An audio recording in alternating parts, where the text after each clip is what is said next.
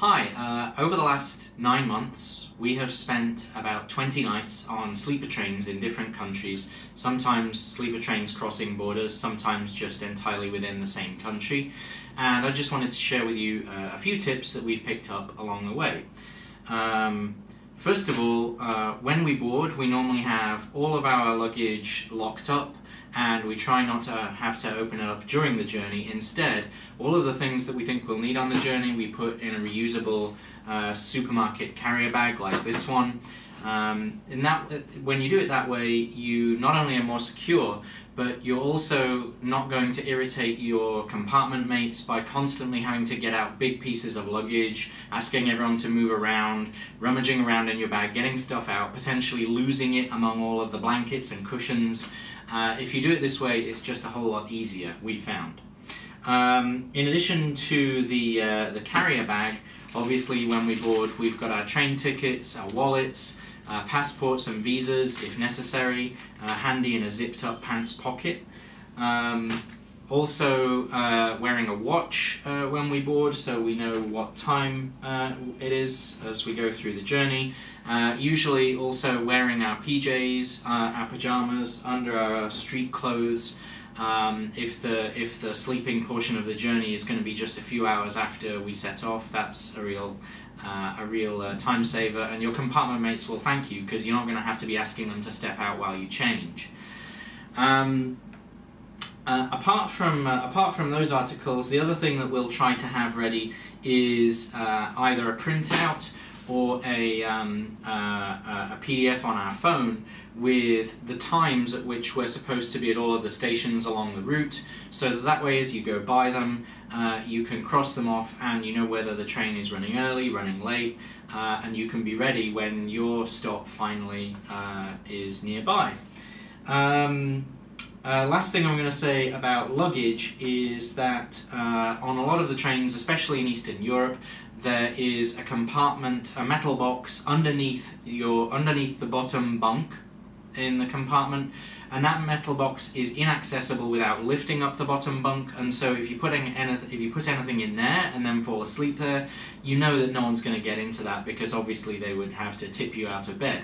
So that's a really nice thing that we found on a lot of the Eastern European trains, not so much on the Asian trains. So what do we actually take aboard in our trusty shopping bag, which is open top and therefore it's accessible quickly? First of all, for sleeping, some sleep aids, a night mask, and some earplugs. Not all of the trains are super quiet, and you might be grateful of those helping you get to sleep. Also on the topic of sleep, it's nice to take sleep sheets on the train, because sometimes the sheets that are there are not the cleanest, and sometimes there aren't sheets there because the cultural expectation is just that you will bring your own. So that's always good. And then additionally, a couple of flashlights, that's always a good idea. That way if you have to get up in the middle of the night, it's not a big deal. You don't have to turn on the main compartment light and wake up everyone else in your compartment. So that's about it regarding sleeping. Some electronic items and some entertainment stuff. To minimise on the amount of stuff we've got out, we try to avoid using iPads, Kindles or laptops on the train journey, instead just relying on our phones with earbuds and reading glasses. And also always take an external battery. This is a pretty big one. It doesn't have to be this size, but always take an external battery because when we travel these days, cell phones are essential. You use it to translate stuff, you use it to call an Uber or a taxi, you use it to check train times or to book a hotel. The prospect of a dead phone these days is a real nightmare, so always carry a rechargeable battery. Apart from that, our bag of magic tricks includes some stuff for eating and drinking. We carry two plastic cups and also some coffee sticks, instant coffee sticks, and some tea bags. The magic of all of that is that on most of the Eastern European trains and the Chinese trains and the Southeast Asian trains, There's always a source of free boiling water that you can go to round the clock. If you've got this stuff, you can make yourself some tea or coffee anytime you like for free. It just makes the journey a whole lot more pleasant. Some other utensils, we've got these sporks, one decent plastic knife, all our metal knives were confiscated, and 2 plastic plates. And this is basically enough to get you through most circumstances, because with the hot water source that I already described, you can take aboard some instant oatmeal, some instant noodles, and with those spoons you can prepare a nice little meal. If you take aboard some croissant or some rolls and some ham, you can prepare some sandwiches, and then of course you can make some tea and coffee. So that basically makes you independent of whatever services they might have on the train, because we've certainly had instances in which it was advertised that there would be a restaurant car, and there just wasn't. It didn't show up. And this is on a sleeper train. This is a journey going 18 hours, no food. So you have to be prepared for that eventuality. The other thing that you need to be prepared for is to have some cash in case you do want to buy some of those goods that may be available. And then finally, only one sleeper train that we've travelled on actually enabled you to lock your compartment door. With all of the others you couldn't lock it, which means that one person goes for a meal and then the other person goes for a meal. Or if you're travelling on your own, what do? You carry your luggage with you.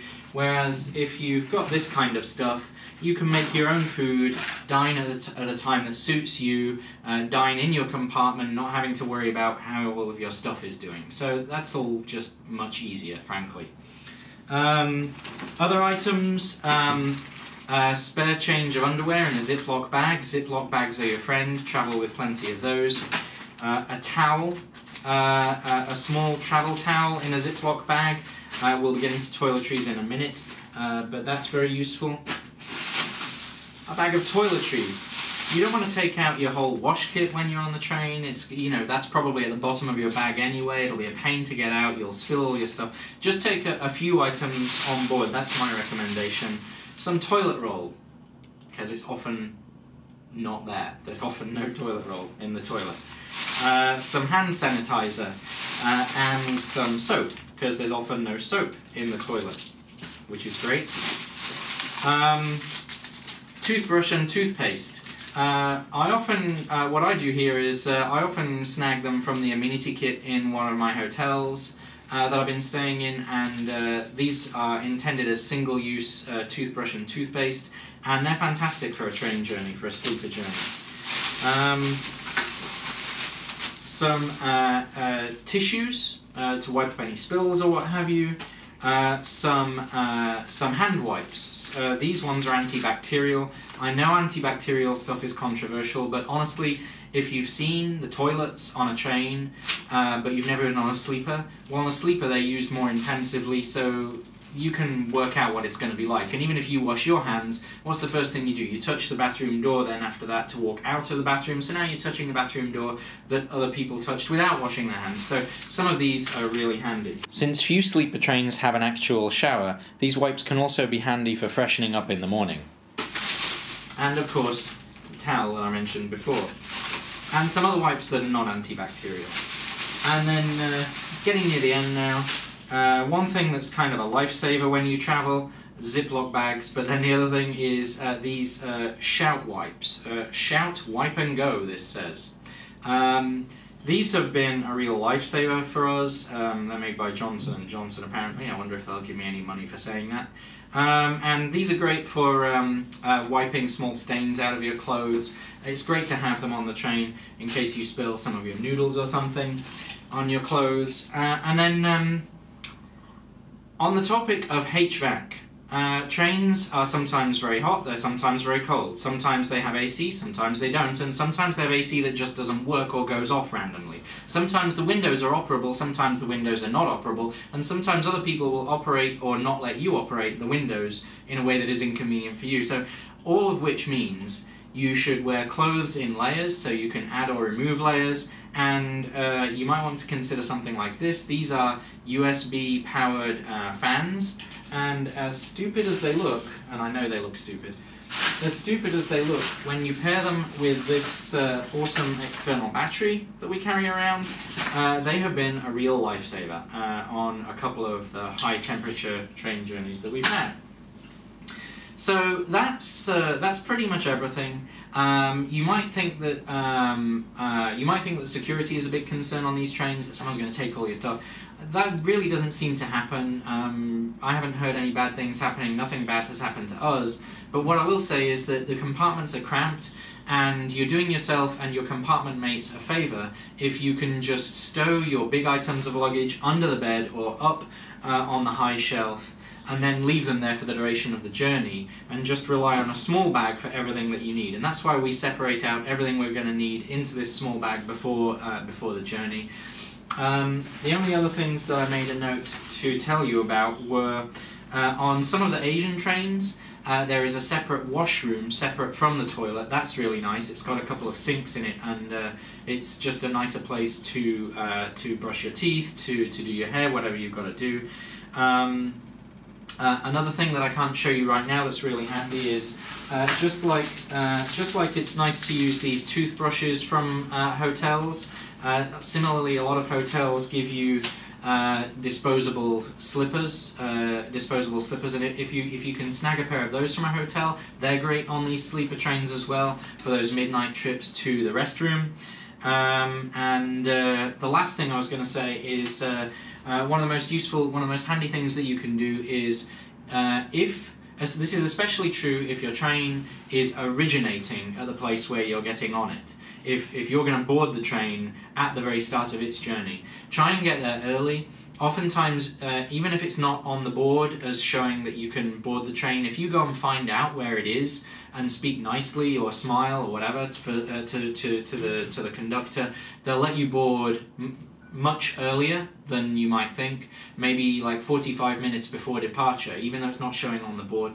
And that's great because it means that you can get on board quietly, find your compartment, stow your stuff, make your bed if you've got to do that, get yourself settled, change into your PJs if you have to do that, whatever it is you've got to do. You can do all of that before the compartment gets busy, before you've got like 4 other people around you all trying to do exactly the same thing when there's only enough space for 2 people to stand at any given second. So it's much nicer if you just take the trouble to find your train and get on as early as you can. That's about it. We've had fantastic fun on our sleeper train journeys. We've had about 20 of them over the last 9 months. I hope that you'll give them a try. It's a big adventure, and it's a great way to bump into locals. It's a great way to bump into other travellers and swap stories. I hope you'll have as much fun as we did.